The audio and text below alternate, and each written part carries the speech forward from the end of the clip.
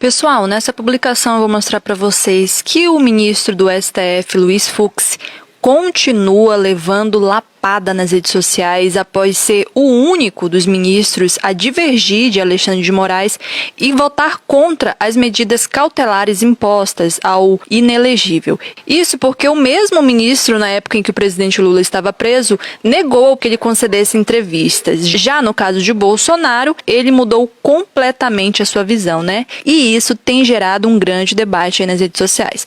Vou mostrar para vocês os vídeos. Daniel, Fux discordou das medidas que o Bozo sofreu. Você vai atacar ele também? Eu vou aproveitar para te ensinar a diferença entre atacar e criticar. Para quem não tá entendendo o que ele tá me perguntando, é o seguinte: a gente sempre fala aqui que o Alexandre de Moraes tomou essa ou aquela decisão para resumir a notícia, porque na verdade quase todas as decisões proferidas por ele foram tomadas por várias pessoas, incluindo o STF e a PGR. E a última decisão proferida pelo Alexandre de Moraes a pedido da PGR foram as medidas cautelares contra o Bolsonaro, impondo o uso de tornozeleira, proibição de sair de casa certos dias e horários, proibição de dar entrevistas, de utilizar as redes sociais, enfim, tudo isso que você já sabe. Só que essa decisão foi a julgamento na primeira turma do STF para decidir se ela seria mantida ou derrubada. E por 4-1, ela foi mantida. O único que votou contra foi o Luiz Fux. Luiz Fux, que diga-se de passagem, em 2018, época em que era vice-presidente do STF, proibiu o Lula de dar entrevistas. E agora alega ser desproporcional às restrições impostas ao Bolsonaro. Então aqui fica a minha crítica ao Fux. Ele está sendo hipócrita, parcial e político. Porque segundo o próprio argumento dele, não haviam provas o suficiente de que o Bolsonaro oferecia risco de fuga. Aí eu te pergunto, e o Lula preso? Oferecia? Qual era o risco que existia o Lula dar uma entrevista dentro da superintendência da Polícia Federal?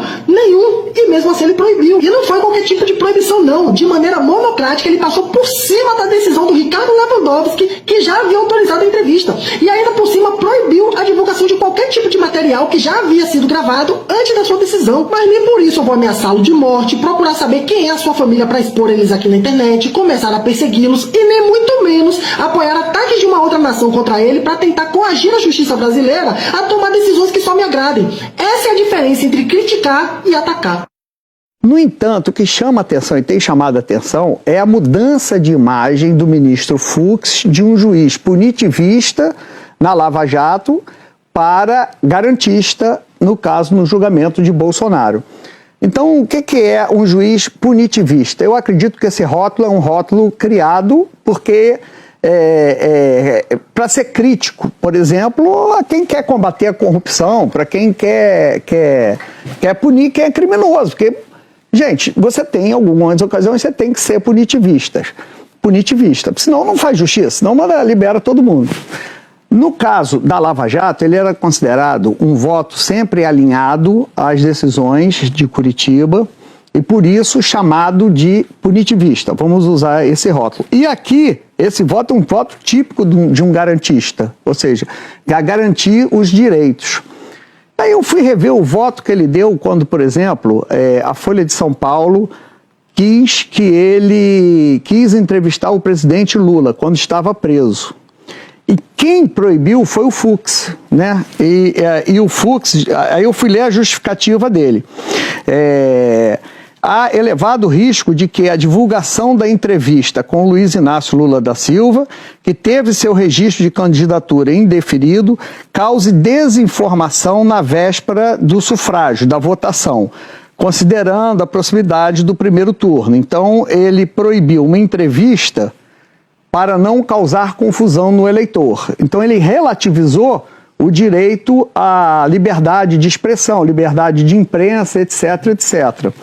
E mais tarde, e mais adiante na mensagem, o Fux diz o seguinte, que mesmo que a entrevista já tenha sido feita, ela não pode ser vinculada, tanto pela imprensa quanto por outros meios de divulgação, que aí você pode entender redes sociais. Então, no caso da entrevista do Lula, né, o direito da liberdade de expressão, de liberdade de imprensa, principalmente porque era uma ação movida pela Folha de São Paulo, foi colocada em segundo plano porque ele estava privilegiando ali a ameaça de uma eventual desinformação aos eleitores.